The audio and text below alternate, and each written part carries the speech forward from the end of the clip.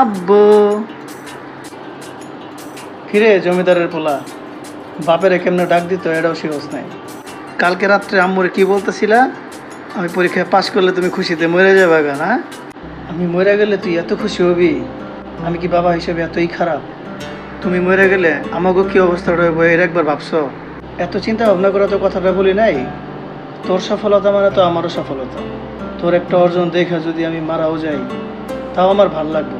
আমাকে দেখে যতটা উদাসীন মনে হয়, আমি কিন্তু সংসারের প্রতি অতটা উদাসীন না। আমার একটা দায়িত্ববোধ আছে, আমার একটা চিন্তা আছে। এত চিন্তা ভাবনা করে কি উল্টাইছস শুনি? তোমার অকস্মাৎ মৃত্যুতে পৃথিবীর কোনো ক্ষতি না হইলেও আমাদের পরিবারের উপর যে ক্ষতিটা নেমে আসবে সে কথা বিবেচনা করে আমি এবারের মতো ফেল করছি আব্বু। তুমি দীর্ঘায়ু হও আব্বু। তুই মরস না কে?